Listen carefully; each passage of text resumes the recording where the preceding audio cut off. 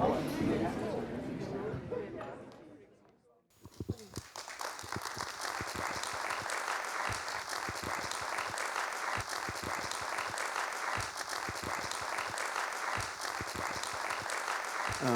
you very much for the invitation. I was asked to be fast, quick. I'm not used to be fast and quick, so I will. Short. No, it's not short. Short. I'm fast, but I'm not short. So I'll do my best. It's possible that I skip a few slides in order for us to have time also to discuss with Danny, which I think is at the core of the idea of these. So anyway, you can always stop me. I will skip a few slides. Anyway, that's for the introduction. That's for one thing. Also, the other thing I wanted to thank Mrs. Topalovic and Marc for the invitation to take part to this, and Ferdinand, of course, the other person I don't know yet, but it's Sasha.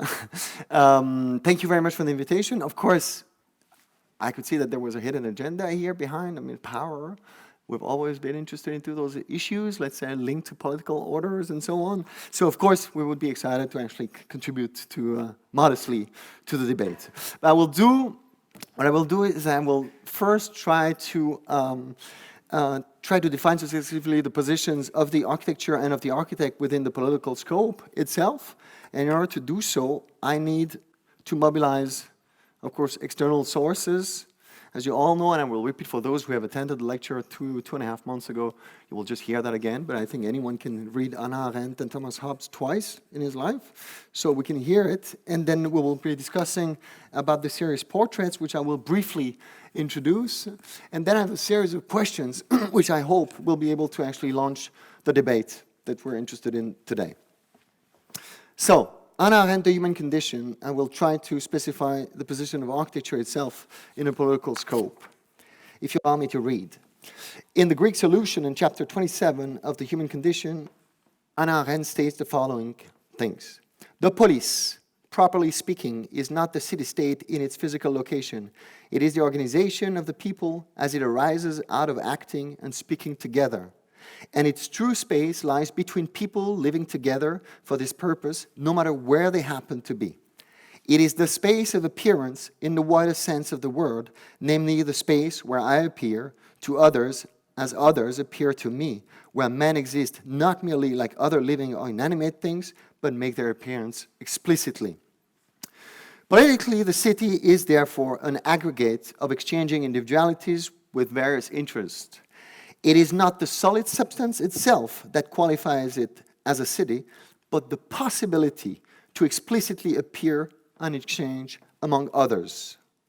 If the city is any space between the people, one can therefore postulate that because of the very exteriority of architecture itself and of any built environment, any architecture is therefore an act of policy because it stands between people and defines to a great extent the relationship between those people. And if architecture is an act of policy, it is accordingly bound to a political responsibility. And to contextualize this responsibility within an educational, let's say, background, I would need to actually mobilize somehow also the materialistic approach of Thomas Hobbes in his Leviathan. The materialistic approach will allow me to take the political position not of architecture itself anymore, but of its agent, the architect. Chapter 16 of his Leviathan of persons, authors, and things personated, Hobbes distinguishes in the first place the meaning of the term person in the antiquity and states, in Athens, the person is the face. In Rome, the person is not the face, but the disguise or the outward appearance counterfeited on stage. In antique Rome, to personate is to act or to represent oneself or another. He then defines the person as he whose words and actions are considered either as his own or as representing the words and actions of another man, and suggests two subcategories: the natural person, when the words are his own, and the artificial person, when these represent the words and actions of others.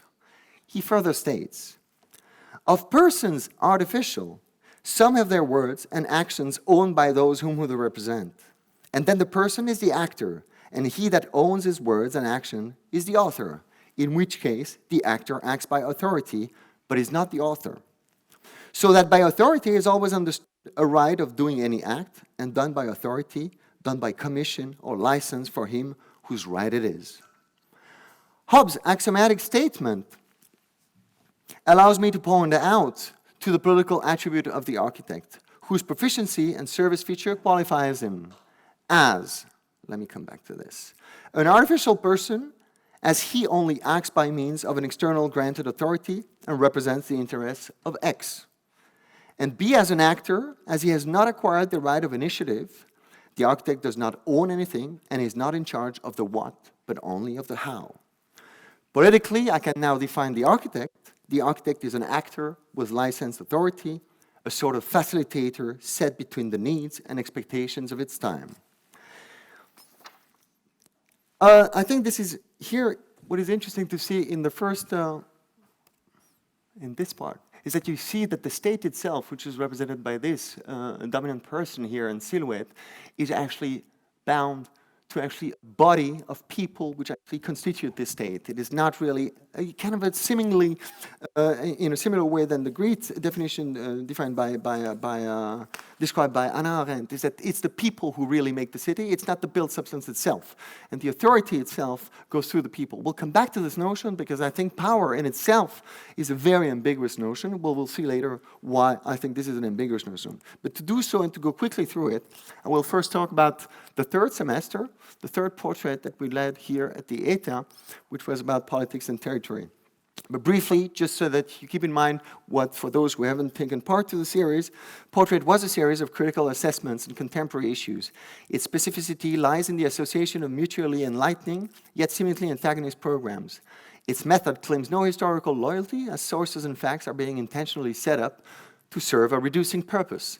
Portraits evaluates contradictory encounters and stresses cross-fertilization as a key asset in the design process. The reason for which I repeat this is not to point out to the specificity itself of Portrait, the series itself, but to really point out to that all the topics, the topical frameworks that actually led this series were mostly political, at least for the first three, the last one being actually more of an exercise, a virtuosity exercise regarding architecture and life. But the three first are actually bound to a political problem.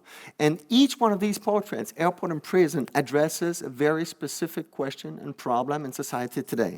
I would say that the first semester, Airport and Prison, it's not that we're fancy to actually do an airport or anything like this, but we wanted to talk about the society of control, into which that was actually theorized by William Burroughs in the 60s and taken over and then exemplified also and expanded by Michel Foucault in Surveiller et Punir. That's the first topic that we wanted to treat. The second topic, the science of passionate interest, where finance and religion come together in a most contradictory way. But of course here also the political scope remains central to the whole semester. And finally, territory and politics, or else said, as Mrs. Topalovic mentioned before, a sort of an ideological order of urban planning. I mean, what actually stands behind political philosophy? Having said that, we are very much convinced that the way our societies are organized, to a very great extent, define also the urban environment into which we evolve, the built environment into which we evolve.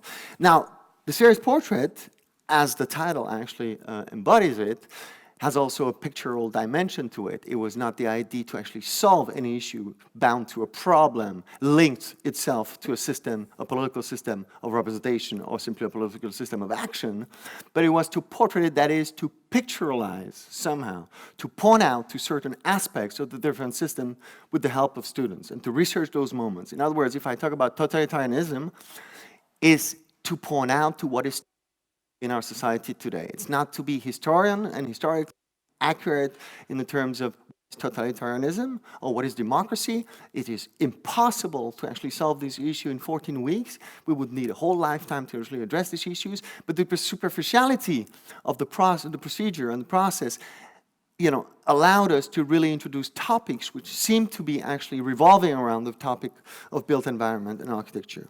The last semester, the dramaturgy lab will leave that aside.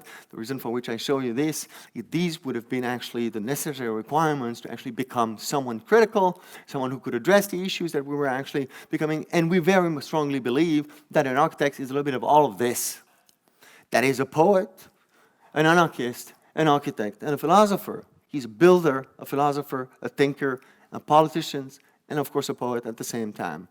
These are the 4 requirements that I think would be necessary for an architect to become critical to what surrounds him as an urban environment. Okay, in order to exemplify what I meant before by saying that political philosophy might be useful into understanding on how our societies are, of course, organized, but also how our built environment is organized, I want to quote Alexis de Tocqueville, and in his book, L'Ancien Régime, here's what he says. It is not the situation, nor the size, nor the wealth which makes some capital cities rule the country in which they stand. That phenomenon is caused by the prevailing form of government. In other words, and that will probably be a question also in how much of architecture is bound to the story of power. And I think this is a central question because it's also linked to very much to the notion of power. But we'll come back to this question later on. But I think the help of Tocqueville helps us to understand that this is not the wealth, nor the location, nor anything that actually concerns us as architects that makes the greatness of the cities, but it's probably the people and the form of government. In other words, we always come back to the people and never to the inner substance of architecture. That stands in the center probably of political issues regarding architecture and built environment. I will start by giving 4 examples very rapidly because this is not possible. I wouldn't be able either to actually try to define exactly what absolutism is. In other words, you need to understand a few things in order to actually make a proposition, and that's exactly what I'm going to do. By means of defining absolutism, I will try to make a proposal, a suggestion of reading, which is not necessarily the best or the only one, but because it is part of the series of portraits, which always sets 2 sets of terms together, I will do this exercise in order to actually point out 2 issues that will be debated in the later presentation. So I would say absolutism, as a brief definition, is a historical term for a form of government in which the ruler is an absolute authority, unrestricted by any other institution, such as churches, estates, a constitution, laws, or opposition. Absolutism does not exist as a pure form, and that's also something I would want to say, is that we studied and investigated 10 systems as such. There are famous systems on how to organize actually a government and a society, and there's no such thing as a pure system. We all live in kind of a mixed feature of all of them, even in our democracies. Some of it, part of it, are absolutist, some of it are monarchic, some of our relationships are democratic, and some others are totalitarian. We will see this, but I think there's no such thing as a pure political system. Political philosophy embodies this, of course, but on a theoretical level, it's absolutely possible to think absolutism as a pure form of government. The application of it remains an impure form of government. I think this is very important because I think this is not something that we can escape from, and we have to admit that the political features that define our environment and our societies are always imbricated into each other, and that the continuum of history helps us to understand how the influences actually evolve over time. Having said this, I would just propose that in the light of this, whether what is absolute today in the field of architecture, but also in our society, would not be what is normative. Why do I say this? I think for a lot of our lives, we're attached by strings, whether we accept it consciously or unconsciously. There is the evolution of a standard, the promotion of a standard, the prevalence of the standard and the norm that serves different interests. The difference between a norm, which we call actually that of soft law, as opposed to the hard laws of legislation, soft laws serves groups of interest, while the hard laws serve the entire society. Soft laws and norms are here to defend, and standards are here to define groups of interest and unions and private interests. I'm not saying this is bad, this is wrong, or this is right. I'm just stating things. We have to actually be able to actually fine-tune between what is a hard law, what cannot be actually bypassed, and a soft law, which is more a piece of advice and less than a constraint, but is a goal and serves the purpose and the interest of limited groups of people. Now, we might be conscious of this or unconscious of this, but we all evolve into this normative design. This is an example of a house that is only actually showing all the elements that are being normative and built up as a house. You can feel and you can read the floor plan as much as if it had drawn, actually the students had drawn the brick walls and so on and the windows, but nothing of such thing is appearing here. Everything that you see is normative. You can still design a house by means of normative design, but here's what you see, devoid of any really built substance. This is what a normative design actually would look like. The norm, of course, extends not only to any legislative and productive aspects of our lives, but also to the cultural background of our lives. The best example is, of course, this ideological that was actually built up upon the productivity of post-war US economy, where every man is developed as a standard, and we define a valeur étalon, and this valeur étalon has to be obtained and defines really what is the standard as a human being. The standard as a human being is a man. He lives in a city, he works in the city, he has a house, a family, a garden, and a car. All these are elements, whether you want it or not, that we wish to attain, but are defined by normatives and by groups of interests. This is not something that we define by ourselves. This is something that you can actually resist to. But there is, most definitely today, in neoliberalism and liberalism as such, a valeur étalon, which is that one. We have to actually accept this. So here you can see here, and this acts at every scale. We can act on the level of the detail, as I showed the house. At another scale, everything is normed also by means of infrastructure and the distances between the building. This is a drawing that shows everything but the houses themselves. But the pattern and the territory itself is divided by a series of norms and laws, hard laws and soft laws. But it's still, again, implemented in a certain way in order to control a certain development. Of course, the multiplication of it participates to a certain leveling force within the scope of architecture, and the built environment, as a result, of course, not only because of this, but for many aspects, has become kind of a level figure of what architecture could actually become. This is an interesting floor plan. This is a neighborhood in Los Angeles, and you can see this is really extracted from the general zoning regulations. The city itself today can be entirely encoded. And nothing that represents architecture is still readable. I find this topic here, as much as I admire Los Angeles as a city, extremely frightening. That the dimension of Gestaltung and ambivalence within architecture is erased and left away by anything. And you can see here that everything becomes quantitative and a number. So you can actually point out to the limit of really what architecture is by means of numbers. But not architecture, we're talking about very little architecture in this case here. But this is something, this encoding, this control over the territory is something that is actually normative in its force. The carpet of city. Okay, I'll go to anarchism. Anarchism was a very difficult topic because there is no such thing as an anarchic city. We haven't found any example of an anarchic city. Even the favelas follow rules and orders which are completely different to what actually anarchism actually builds up to. And I'm not going to be defining actually anarchism as a political system. I want to point out to something that was actually described by, what's his name, Horvitz, a few years ago, an anarchist who says, anarchism does not draw its origin from any system of philosophy, but represents one of the two currents of thought and action that have been in conflict in all human societies. From all times, there have been anarchists and statists. So what's the difference between an anarchist and a statist? Well, I see and here it's a little bit far-fetched, but statist, to state something and to stand is the same root. That is, something is in movement and something is not in movement. Something guarantees a constant change and the other one guarantees a certain stability. This friction between stability and constant changes, the ability for people to actually get around themselves and actually produce actually a certain efficiency among themselves without the state itself is always present in our societies, but as well, of course, as a harmonic factor, as an authoritarian factor, the status and these frictions between those two ambivalent wills actually defines to a large extent also the way our built environment are actually built. Now, I would say, what is an anarchic in our cities today? We could say many things probably. I'm not saying this is the best way to describe it, but I would postulate, or let's say at least argue, that the occupancy itself, that is the function that occupies actually architecture, becomes anarchic, but we have to be very careful about this in a very long time span. This is something that was somehow in the naked city, where Guy Debord was talking about the illustration of the hypothèse des plaques tournantes et psychogéographie, where he sees that tectonic plates of programs actually embody and undergo transformations over time and actually shift themselves within the context of urban situations without really changing the architecture itself.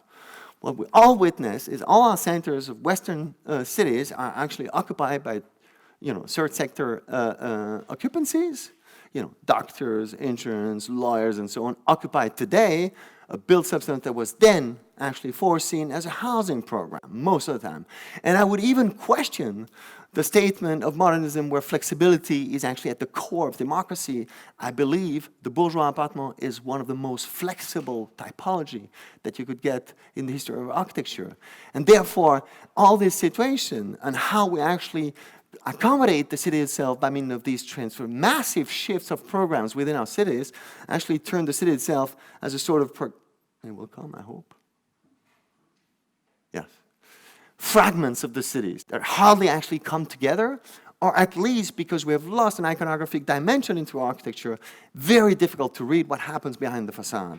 The result, of course, and it's a good news, is that architecture, not its typology, but its outer appearance, acts as a harmonic factor.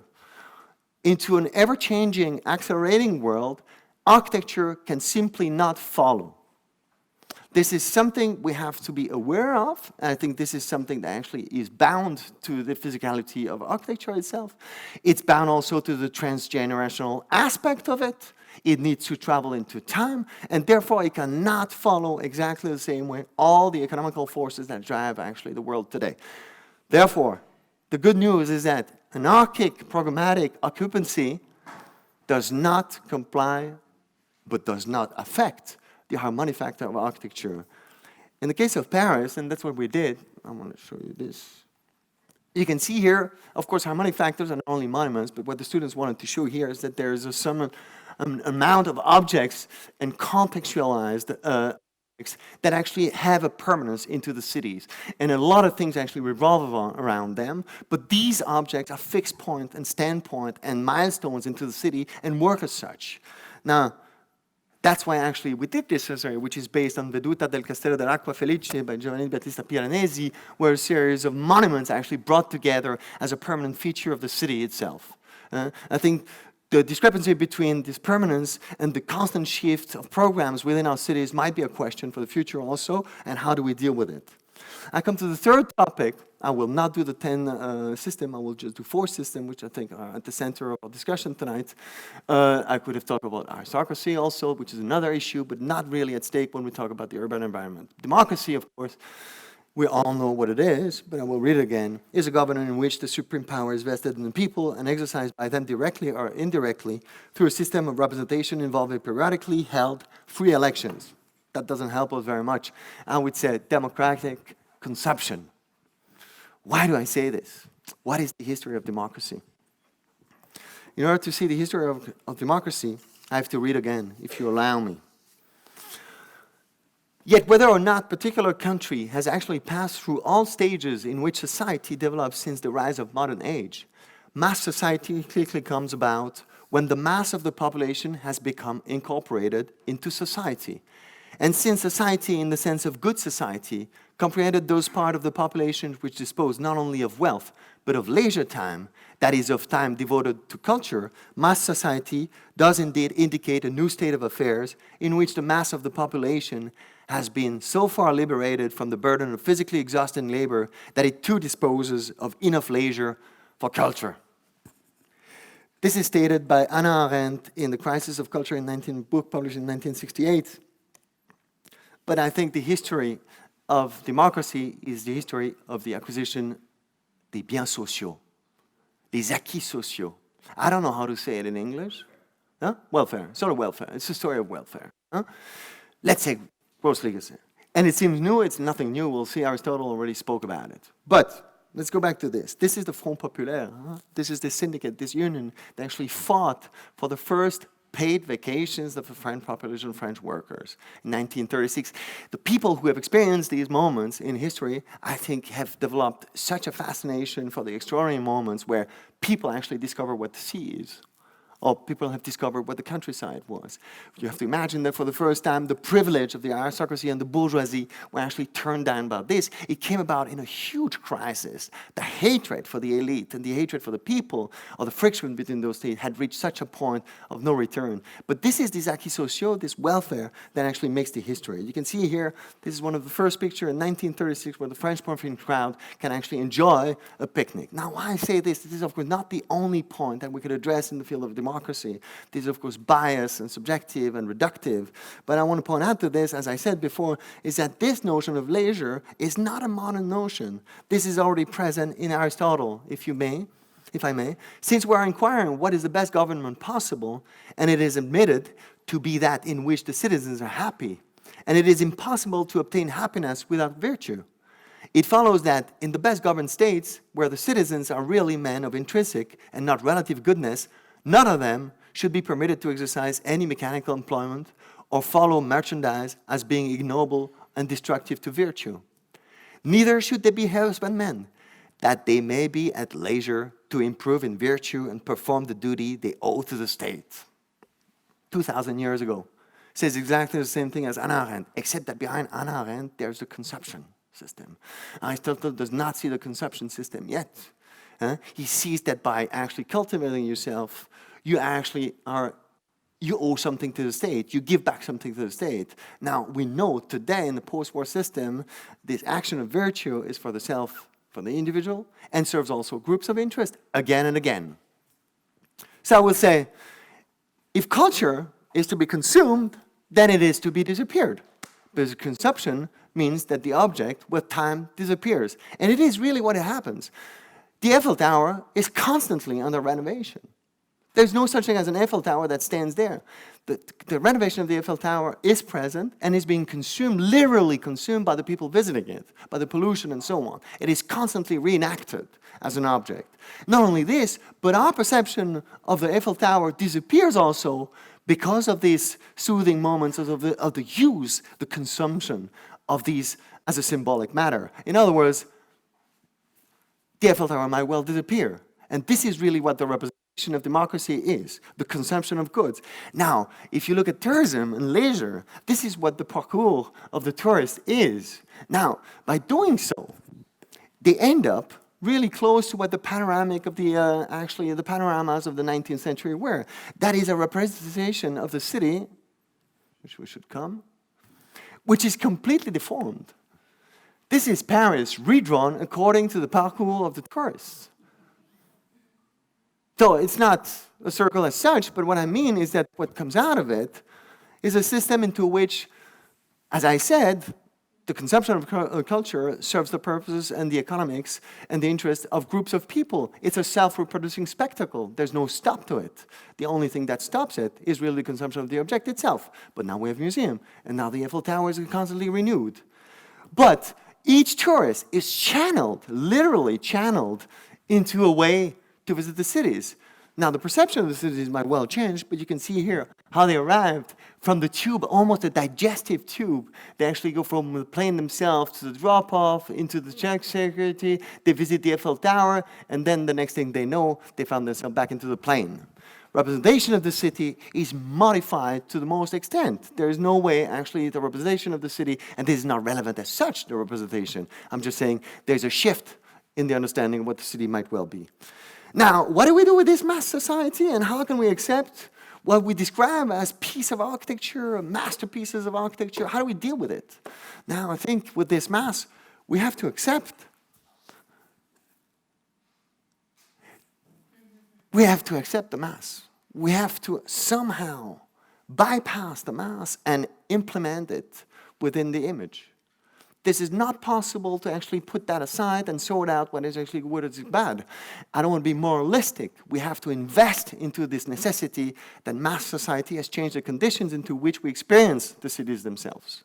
And what is left of it is a conglomerate of image. Certainly not Venice, but a conglomerate of images which are only partials and reductive, which is also the case of information. You have to imagine that no one knows everything about any topic. Information is provided to us as pixels, parts of fragments of information, and we as readers or citizens need to reconstruct the whole image. No one knows really what is taking place in Syria. We only have fragments of it, and we can only have a low resolution image of what really Syria is today. And I think that is important to actually keep that in mind. Now, the last topic, and this is really one also, we almost dropped the topic when we did the semester, to be honest, because it was a brilliant topic, but I think the students were actually felt overwhelmed by the subject, totalitarianism. Now there's one warning, and I want to respect this warning. Totalitarianism only existed twice in history. It's always present in the 20th century. It was evolved and implemented in the Soviet Union and in the National Socialist Germany. So totalitarianism is something that only happened twice, never before, never again, hopefully never again, but we have to be very respectful of this. This is not, when I'm not trying to implement totalitarianism with a certain understanding what the city is, but I would like to try to describe what total means in the sense. And I think it is probably extremely important to actually see what is total is interest. I think that's what really defines really the short-term profit, really defines to a very large extent what our lives are. Now, who has ever explained why do we need growth? Does anyone know why growth is necessary to the economy? And does anyone really perceive that growth is not a linear, but it's exponential, it's an acceleration? Now, acceleration is exactly what the National Socialists were actually implemented into society. Short-term economy and economy today addresses the masses, exactly like National Socialists did. They wanted to address the masses, not the individual. The mass has no form. The cloud today has no form either. The acceleration needs a speed and a direction. The speed is set by the economy, but it's constantly changing. That's why we call it an acceleration. And it's unstable. It creates a shrinking also of perception. Today, by means of technology, we shrink the world. The fascists understood that in the prevalence of the construction of infrastructures. They built massive infrastructures at the time of the expansion of the Pont Germanique that was really at stake. So this expansion is kind of interesting because, of course, it's a leveling force, again. And it drives all the way to the same point that is the center of attention of the economy. Now, very often, historians have described the fascist system as a pyramidal one. But Hannah Arendt proposers find that absolutely unsatisfactory because the movement of order actually is not a top-down, it's a horizontal one. The best analogy she found was that the core of the Führer stands in the center of an onion, and successive coats of protections and intermediaries, which is really important today in society, the multiplication of multiple intermediaries, was actually a strategy for the National Socialists in order to actually implement power wherever and at any time where they wanted. Now, the obscure power of the GAFAs, for example, as a control system, because fascists actually were aiming at total control, is then also something that is actually blurred without any limit, and that actually gives us also the information about ourselves to the purpose of a certain control of the society.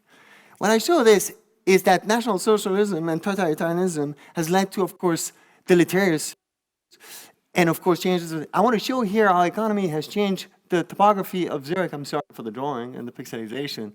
This is the topography of the city of Zürich, redrawn according to the price of the renting price of the houses. And you can see the topography has nothing to do with the topography that we experience as a natural landscape, but you can see that it actually creates peaks and valleys and creates segregations and seizures within cities. Now, whether we actually can access the other part of the cities, these different plateaus are virtually inaccessible, and that is what you're trying to show.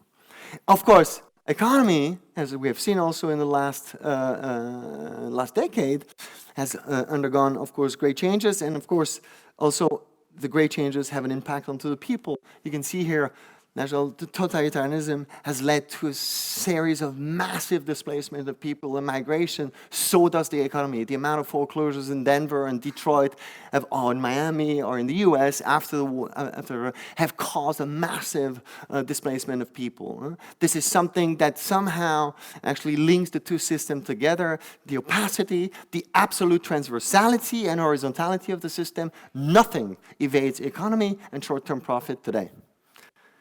The consequences are deleterious in both ways. Northern part, you see Detroit. A few years ago, this is Warsaw in 1945. The effects are the same. There's an effective destruction of the built substance within the political scope and within the built substance, within the urban environment, which actually are driven by actually extreme powerful forces. I will end up actually questioning the notion of power. because power is an ambiguous term for many reasons. One of the reasons is that in English, as a semantic, one retains power and signifies two things, right? The power, that is the authority to do something, the capacity to do something, and of course, the power as puissance. In French, there's a differentiation between pouvoir et puissance. The English does not retain this differentiation, nor does the German. Macht und Kraft are different concepts and ideas. In English, this distinction does not exist, and I would like to be extremely careful about how we use power as such. Now, the other point I wanted to make is that power is always exerted by people onto people, never onto things. That is, an inner structure like architecture has no power whatsoever. It can have influence, but it cannot have power. And the other part, which is extremely important, I think, is that power never ceases to separate people from what they can do. That's a statement by Gilles Deleuze, but I think it is very true. Power always prevents you from doing something you could be doing. It is not the potentiality that hides behind power, it's the control. And it constantly separates. That's why I think it's a very dangerous and very interesting also, but we have to treat it with very careful investigation. Now, to conclude, if you allow, I will read a short interview of Michel Foucault in discussion with Gilles Deleuze about the intellectuals and power, because I think it could actually perhaps launch our discussion. If I may, Foucault saying, isn't this difficulty of finding adequate forms of struggle a result of the fact that we continue to ignore the problem of power? After all, we had to wait until the 19th century before we began to understand the nature of exploitation, and to this day, we have yet to fully comprehend the nature of power. It may be that Marx and Freud cannot satisfy our desire for understanding this enigmatic thing, which we call power, which is at once visible and invisible, present and hidden, ubiquitous. Theories of government and the traditional analyses of their mechanisms certainly don't exhaust the field where power is exercised and where it functions. The question of power remains a total enigma. Who exercises power, and in what sphere? We now know with reasonable certainty who exploits others, who receives the profits, which people are involved, and we know how these funds are reinvested. But as for power, we know that it is not in the hands of those who govern. But of course, the idea of the ruling class has never received an adequate formulation, and neither have other terms such as to dominate, to rule, to govern. These notions are far too fluid and require analysis.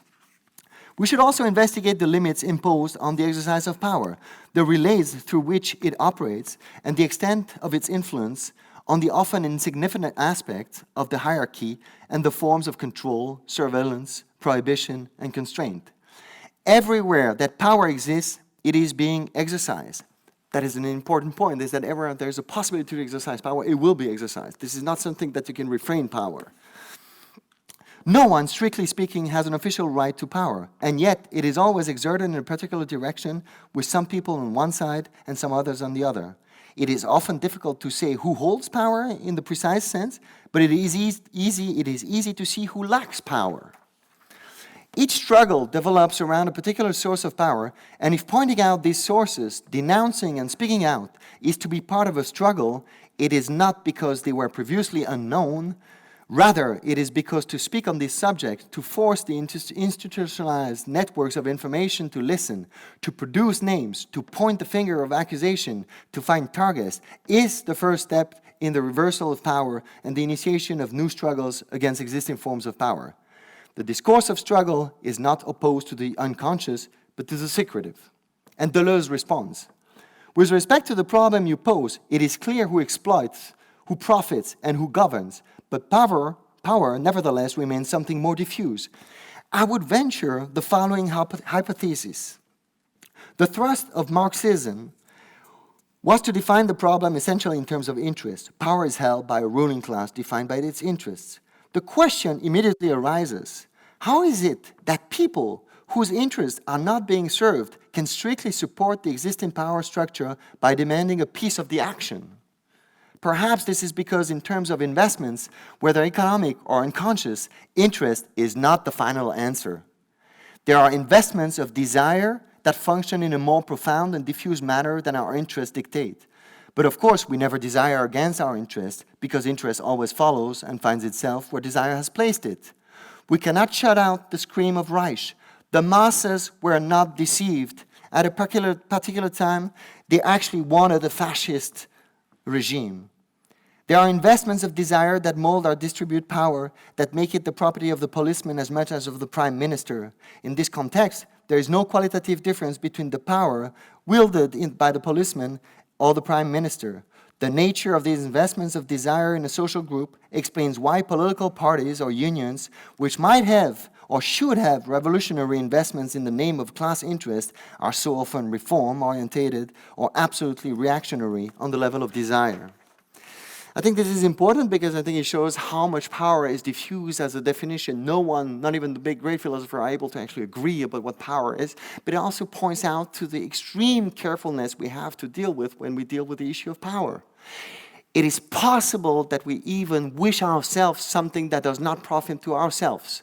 This is the great danger, I think, to instrumentalization of politics today. But the greatest problem, I think, or let's speculate, is the inversion of subordination that has happened over the centuries. Namely, in the 20th century, the police used to stand above decision-making of the oikos. Today, the oikos stands above the politicians, and the result is that we have no leaders anymore, only followers. Thank you very much for your attention. Well, first of all, thank you very much for the lecture. You were short and fast, so you managed to do both. Thank you. So our respondent today, Daniel Niggli, that you know quite well from EM2N, has an office both in Zürich and in Berlin, together with his partner Matthias Müller, and he has been teaching here as a visiting professor a few years ago, and some of us have been trying to get you back to the ETH, but somehow we didn't manage because you said no. Good.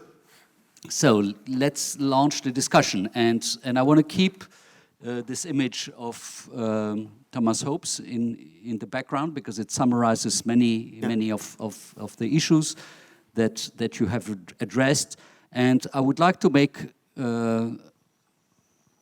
I would like to go around theory for a second, since we have an exhibition called Phantom Theory downstairs. So let's keep the theory in the background, and I would like to focus on your practice, since you are practitioners. Okay, you are not only thinkers, but you also make. And I was intrigued by I mean, and you're making today in our contemporary society. Francois with Made in won the competition for the SBB, okay, and Zollstraße, and I hope you will be able to realize it. Oh, it's under construction, so... It's under construction, very good. You're deep into the ground, probably. And Daniel, a few years ago, had the opportunity to transform the Tonia Real into a school.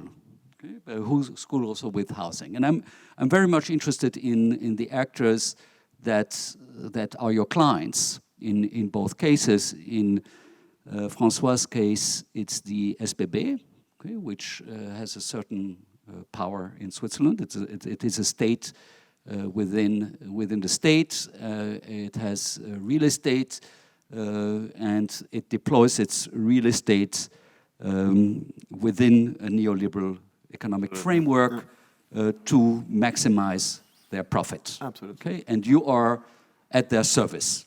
Okay, there is a certain absolutism in the way they operate. Their norms are given. Democracy only if they are really forced to do so, but consumption is big, etc. And in the case of Daniel, you know, I mean, first of all, the school is great, but it was not just a public commission, it was a public private partnership with several actors, constructing a housing tower next to it that should be part of the financing. One client dropped out in the development of the project, and another came in. You need to fire some of your people, etc. Okay, so it's you're both facing clients that know the game well. They know how to play it, and I would be very much interested in how you were able to get precise within that. And the term in English would be empowerment. Okay, so how could you empower yourself as an architect, forced to operate within this given framework? Okay, the framework is given since I would say the 1970s. It became clear in the 80s and with Reagan and Thatcher, and then in the 90s it really took off, and after the financial crisis it was established. Okay. Not before, but after. Yeah.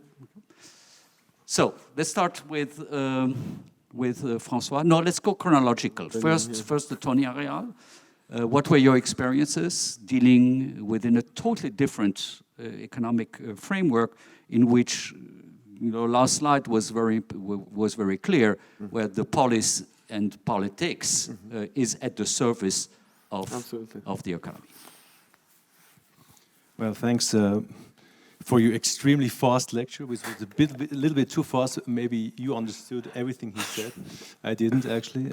I would have to read. If you read statements, it's extremely hard to follow. Yeah. But I think there were a few things which I was extremely intrigued by, but they're just bits. One bit is actually the lack of power, which I find extremely interesting, which would, of course, also lead us to the question whether we lack power as architects. Yeah, I will answer that question. And I think that's a thing which is extremely interesting to talk about. And the other thing which I was actually sort of struck is your notion that power has, or form, and the relationship of power and form, which you said actually the form is not. It can only be an instrument of power. It's an instrument of power, of course, but it cannot be powerful. Yeah. It can only be an which instrument. we, of course, Yeah. which of course could be, which could be interesting to discuss whether that is the case or not. I mean, whether the form itself has a political. That anyway, Yeah. I completely agree. The form itself has a political dimension, but we have to distinguish between what is actually power and political dimension. I think any decision making within a certain field of action among people is political, but doesn't mean that it has power. Yeah. That's what I'm saying. But I think the Tony is interesting in that aspect that we used. I mean, for a long time the state built schools. I mean, the ETH was a sign of the state. I mean, it was actually a little sign of the state, of progress, of culture, and maybe with the neoliberal society, which I think actually even though Switzerland still is a bit different it's a bit different to other countries. For example, if we would compare it to the Netherlands, where there was a dramatic shift actually from a social welfare state to a neoliberal state, which had a big impact on architecture and on the planning culture. But the Tony is interesting because, of course, maybe 20 years ago, of course, it would have been the state who had built that school, and in this case, it's not, because it's being built by Alreal, which is a real estate company who took over the Tony, the milk factory, which was owned at that time by the Zürich Kantonalbank, who inherited it from basically the bankrupt Swiss dairy factory. So there's a sort of there's a shift that now the state actually is renting. So he's not really the guy who has the power anymore. He's not in full power, in full control. Of course, he pays rent. He defines the program. I mean, there's a lot of fights between, of course, the total contractor and the city. But I think that shift is quite fundamental. That it's not the state let's bluntly say, being represented by us, because since I would say actually I own the state, I'm a stakeholder and I'm a shareholder somehow of the state, but I'm not in the case of Tony anymore, because I'm basically somebody who now is renting from a free market agent, and of course that changes the game quite a bit.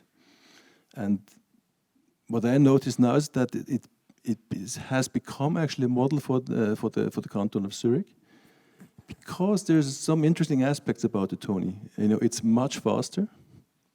You know, you don't have to go to the parliament all the time, because it's interesting also that sort of division in power, because if you build the school anew, you actually have to go to the parliament and get the credit. But if you rent a building, you don't. It's actually the Regierungsrat, they can actually do it on themselves. So it shifts the way the state acts. Well, it circumvents democracy, because there is no more vote. Yes. Okay? It's a decision. But it also speeds it up. Yeah, and this has become, of course, something which I think is an interesting aspect now, that the state itself sees its own incapacity of, you know, produce things in the speed which might be required. So now they start to rent. In Winterthur, most of the new buildings are being rented by the schools. They're not built anew, and that's what I say. We don't have the state itself being Bauherr anymore. Yeah? He actually becomes somebody who rents things. And I think that also changes the symbolic notion of buildings.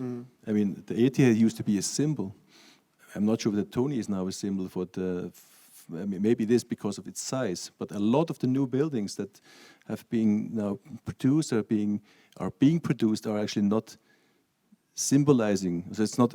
There's no form anymore that represents, you know, our values. But that is exemplary in the field of schools. It's interesting that you point out to this, because in the field of schools, it's most obvious. Early 20th century schools are monuments, because they are just like the factory and the hospitals. They are new ways of confinements, and these become monumental. There's not a single school that is built in the first half of the 20th century that exceeds its own scale of its surroundings.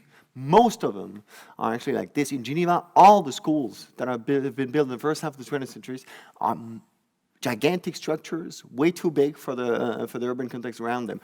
But by means of that, they allowed a certain authority to be provided. Authority, one has to also, that's why I think there's a distinction between authority and power, is that authority is more than a piece of advice and less than a constraint. Yeah. But you cannot, authority is something that you not decrete. It's something that is granted to you from the exterior. You can decrete power also. You can take over power. You cannot take over authority. Do you understand what I mean? Authority is something that is granted to it. But perhaps I want to come back, because you pointed out to a few issues, and in your question there were some interesting points, I think. You mentioned the client as the SBB, but that's exactly what it is. We don't have any clients anymore. We are actually addressing ourselves to structures, not to clients.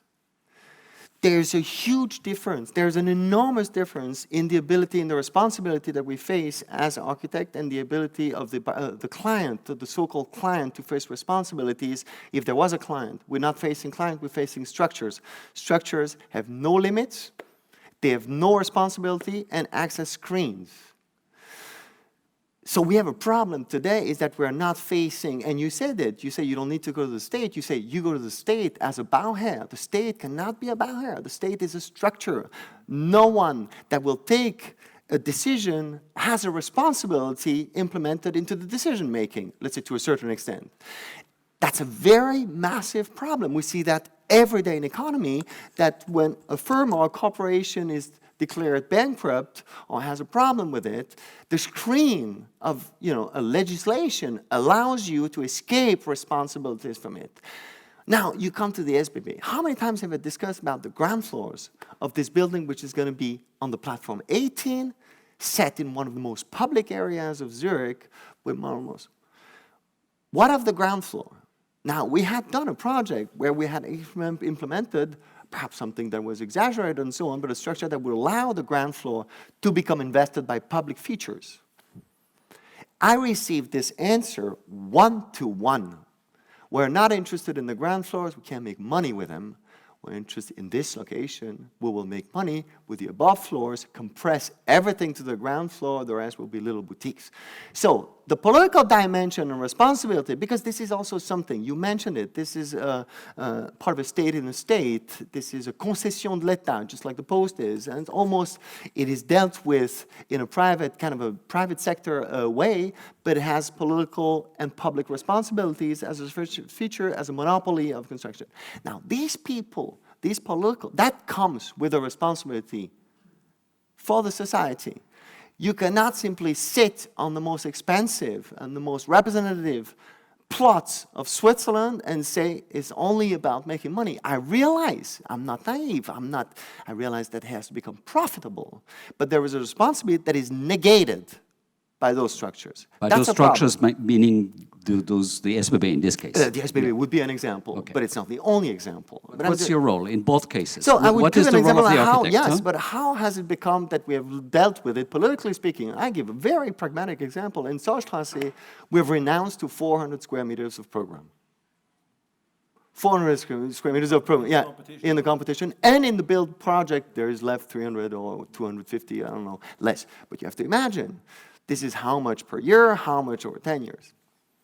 I give another example on how acceleration has played a massive role in the development of a project. You come with a solution that you put on the table for a very specific part of the building. You say, this is cost today 20% more than the other product, but over 40 years, you will gain. You will not pay, you will have paid less money for taking care of these parts of the buildings. They stop you and they say, it has to be profitable in the next 7 years, not 8, not 9. It has to be profitable in the next 7 years. That's again a normative profitability threshold that is set artificially. How do we develop architecture that is by essence transgenerational, by necessity, when what has to become profitable is set on the merge of 7 years? I think one of the greatest problems that we're facing today in architecture, and we can resist or not by means of design, that's something I will tell why I remain positive about architecture, but it's the discrepancies of time between economical times, political times, and architectural times. These have no coincidence whatsoever. Now, I want to take an optimistic take. yeah, on my this. Those are optimistic take is the project, not architecture. The project is independent. That is, within our field of expertise, into a certain phase, I can promote resistance and proposal outside of the norm, outside of the expectation, outside of the interests of certain companies, because I have this freedom. This is the last plot of freedom that we have. And I would arguably say that I feel that I have strictly no power whatsoever as an architect. If anything, I could become influential, but I have no power. And the you other have thing, puissance, huh? Yeah, You have puissance through the project. If this absolutely, is this so freedom, you're empowered and through the project. yeah, absolutely. Because No, you not ultimately power. both manage to make good architecture. Yeah, absolutely, but I can become critical through the project. It's essential what you say, it's true. I am extremely optimistic because we still have the project. The proper position of the project, and I would not mention it as we did in the 80s in this school, the autonomy of architecture. Architecture is not autonomous. It is not. It is at the link of so many interests, it will never be autonomous. But the project is. No matter how influential the other parts are, the project is independent. Would you agree? I definitely would agree, because I would actually really make also distinction, because we talk about territory as well. And of course, which means we also talk about the bigger scale. It really gets tough, as you know, to really be influential on the big scale. I mean, we did the Crocodile project. I mean, this was a very naive project. But of course, we knew it. It's going to be, but we did it anyway. But I mean, that's why I think the architectural project itself, of course, has a potential. And in the case of Tony, it's a bit strange actually that we then have to, take the role of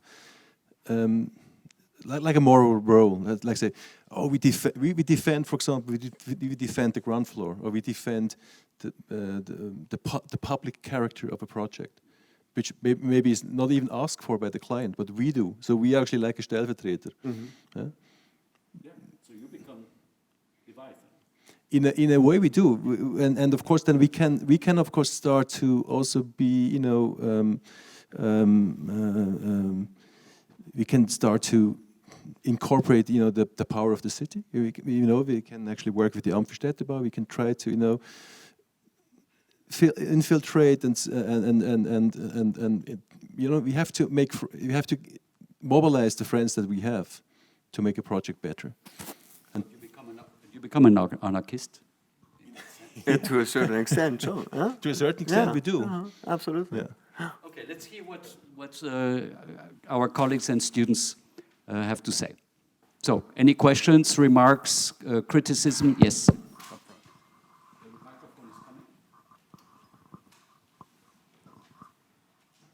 I have a question to this LA general zoning regulations you were showing with the numbers and the code. And you said you are afraid of this. Yes. So, but you could also see it as a poem, and replace Proust by Joyce. Yeah. And become anarchistic, being literate and reading the code. So why did you say you were afraid of this? I was afraid. It's probably the wrong word. I mean, you mentioned Joyce, but look, what I think is deleterious in this representation of the city is that it is detached from its true substance. It's encoded, and again, it has no perimeter and no iconography in itself. You're talking about these structures, that's one of the most problem. We cannot put a face on it. We cannot put a responsibility. This is the same in architectural juries. I mean, this is an absolute joke today that every jury is unanimous. This is a negation of democracy. I understand very well why they are unanimous, but come on, let's face it, there's no such thing as a unanimous jury. Okay, so why do we keep but how, or anonymous architecture, but that again, that's, how do we deal with these features? You said the encoding of the city, I'm all for the encoding and safety and performative aspects and so on. What I start to have a problem with is when it takes over the representation of what human beings evolving into spaces, or how do you create limits if I cannot see these limits? If it's just a matter of height and densities and so on, this is to be left to scientists. I mean, the 20th century is the story of the science, right? It's the triumph of science. I meet people who cannot understand anything unless there is a figure at the end of the page.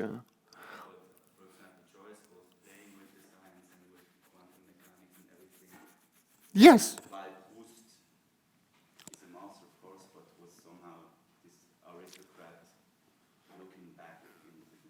Proust was not an aristocrat. Proust does not describe his own life. We're not going to get into this discussion. I'm sorry. I haven't read Joyce. I've started Joyce. I've not finished it.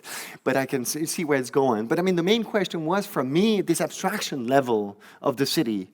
The city remained concrete. This has to do with the scientification of the planning discipline.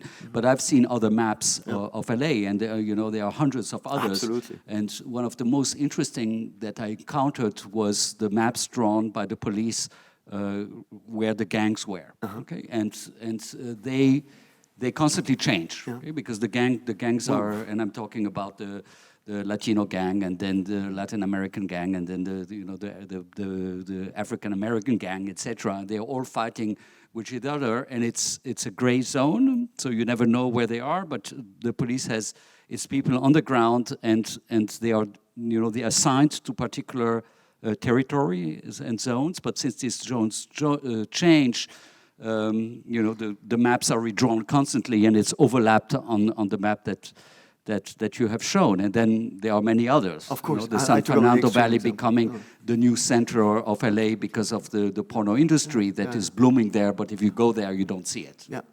So I think this would be much more aligned with Joyce then, these multiple readings of the territory but let me try to find out, our role as architects, since we are a school of architecture within these constellations. I mean, you were going to the fact that, we are representative of, you say, the values of society. So public space is brought in the lobby, in your case, and the grants there. But in your case, there is no public space whatsoever. It's the train station. There is the platform. The thing is the platform, right? I think it's interesting. If you read Form follows finance, that's fantastic book. And if you read how the Empire State Building actually was constructed, and the first thing is actually it was calculated by the investors, so they exactly knew how it's going to look like. The architects were not even involved. So they calculated, said it's going to be this high, it's going to have these setbacks, and if we make this setback this high with the noise of the street, then we can actually have a little higher rent on the square meter, so we can actually add 2 floors. So it's interesting, and then even the facade, everything was actually based on calculation and on economics. But the question is, does it matter nowadays? I mean, nowadays we look at the Empire State Building as an icon, as a form, as a physical form, and we tend to forget actually its genesis, Yes, but the genesis happened obviously within capitalism, it's clearly, but there was a class compromise at the time where, the workers, I mean, you showed them where, in the picnic, where it was very clear that, within a Keynesian state frame, there was some of the profit was going to the labor force. That labor force, is not anymore in the US, in this case here. No, the labor force has been transferred to Asia Pacific, China, and will move on maybe to Africa. No, but then you point out to a very dramatic problem, I think, in our societies. What you say today, our working forces are not here, but they are there, right? We've outsourced everything. What are we going to do with the people? I mean, there is a whole society of intermediaries, right, today, just like the fascists did. They had 5 commissions for documentations and so on. No one knew who had the power. But these multiplications of the layer until you reach the core of the problem is really what actually defines our time today. What are we going to, that's one of the great issues of the future, I think. What do we do with a post-working class society? What will we do when technology has taken over? This is, I mean, the biggest concern with cyber attacks and so on of the politicians. What are we going to do when technology takes over and we have a full of society which is growing, aging, not only growing and aging without work? So time is going to be, again, a question.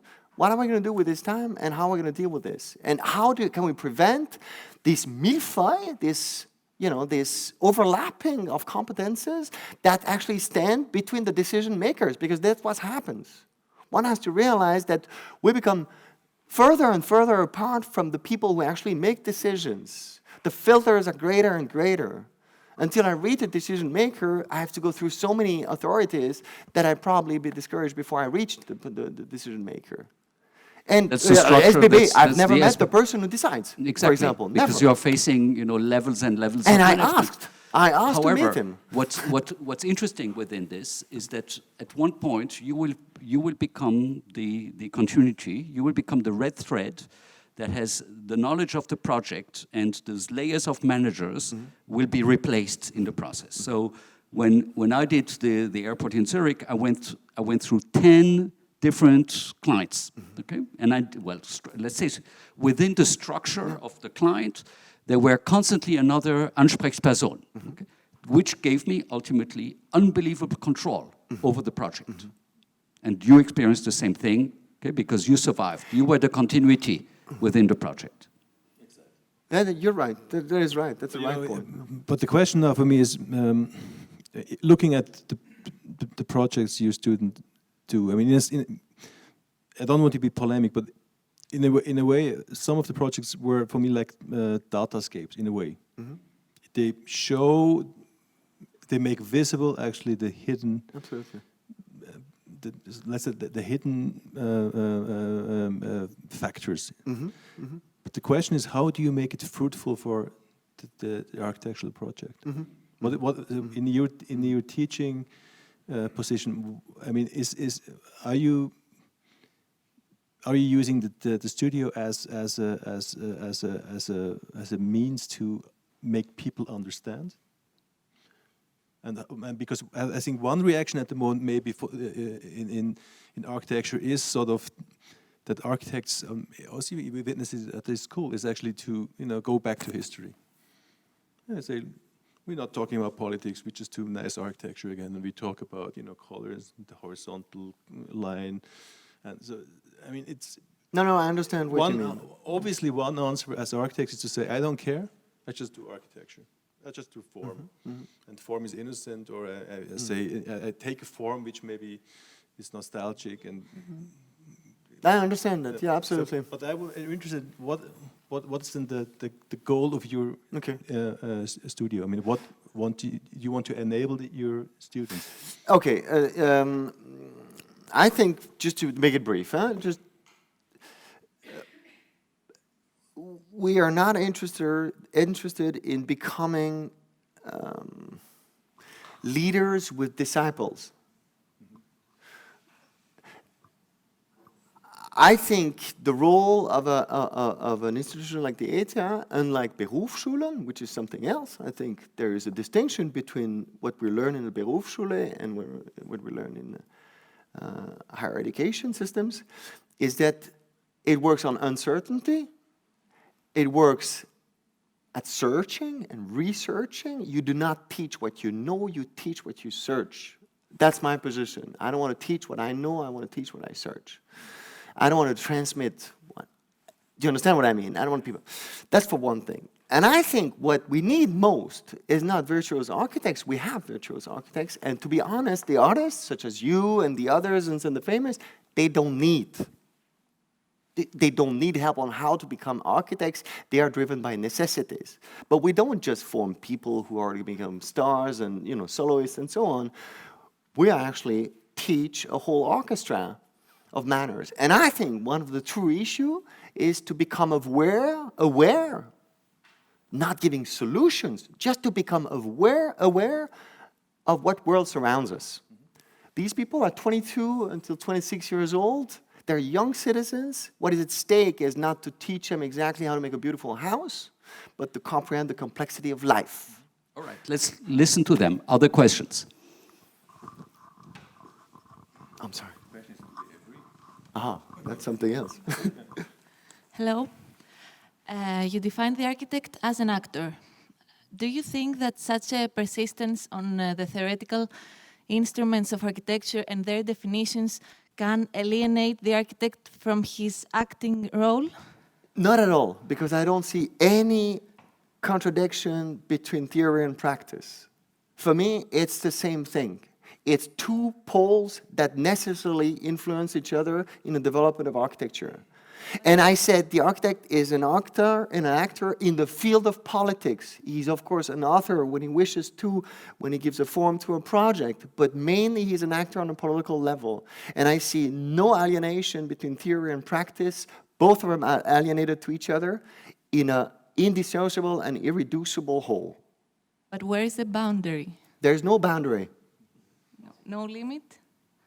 We can be theoretical forever? Between what and what? Between? I mean, can we be theoretical forever? There must be a proposal at some point. No, you're saying that the theory and practice are within Yeah, architecture. within, absolutely. And there are, sliding boundaries between the two. I can construct an argument at the theoretical level, and I can construct a building at a practical level, but they might stand in a discourse. And in fact, that's what happens. This school and the Goethe lives from something that has taken place before and reacts and reflects onto something, and we project something. The theory and the practice, it's not that one becomes after the other or the other one has a prevalence over the other. They constantly influence each other. You can do a theory of practice and you can do a practice of theory.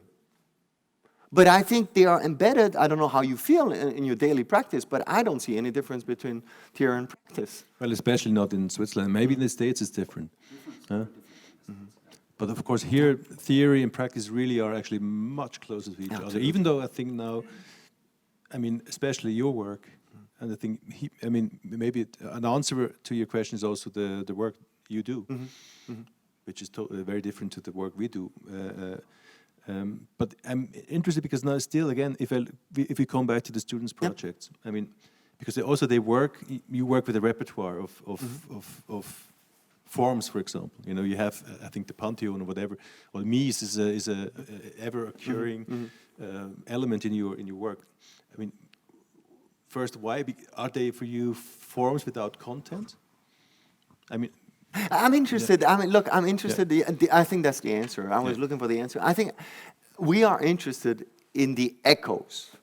That how does a notion in one field finds not a response or a solution to a problem, but an echo in another problem. I'm interested in leaving the field of architecture as an architect, not as a philosopher or a sociologist. I will remain an architect, and I love architecture, in order to charge me, load myself with a certain understanding of what the problems might well be. Because I don't think, that's what I was saying, by means of power separates. There is no problem with architecture. We, as architects, have to build up the problem. Not even the budget, nor the legislation, nor the expectations of the client build up a problem. The problem is to be built up artificially. Now, what I meant, yeah, absolutely. That is, you know, architecture is constructivist, not in the historical sense of the term, but in the implementation of it.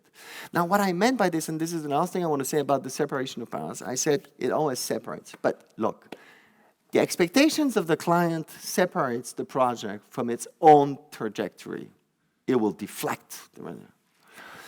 The legislation prevents me from thinking out of what seems to become a legislative framework that I cannot bypass. But through the project, I can bypass. But it still separates me from what I can do.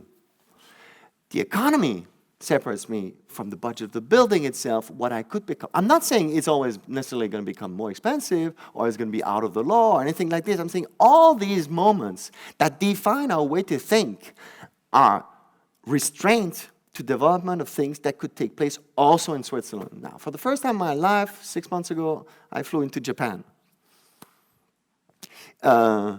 I don't wish Switzerland to become Japan, but everything they've done there, everything we wish to do here, has been done there.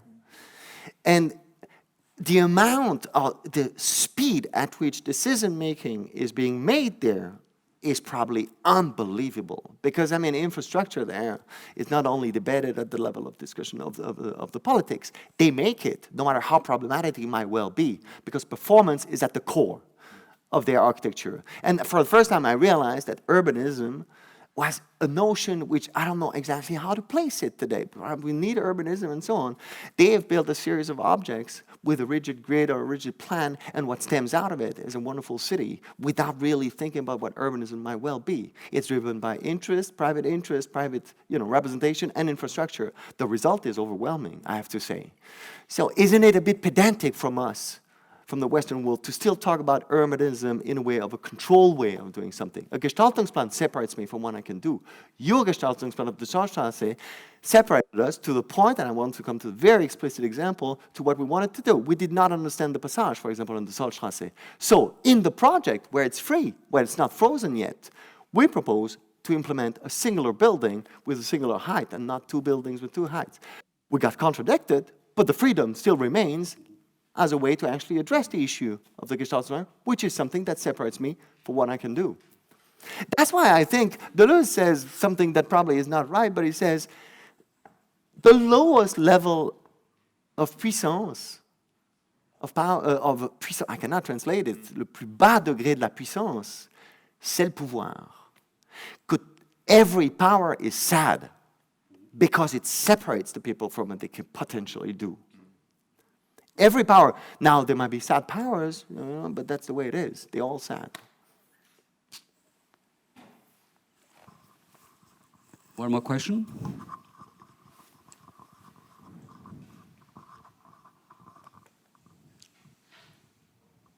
Nobody? If not, thank you very much Thank you so for much. taking the time, and it was a great seminar for us. Bye-bye. Thank you.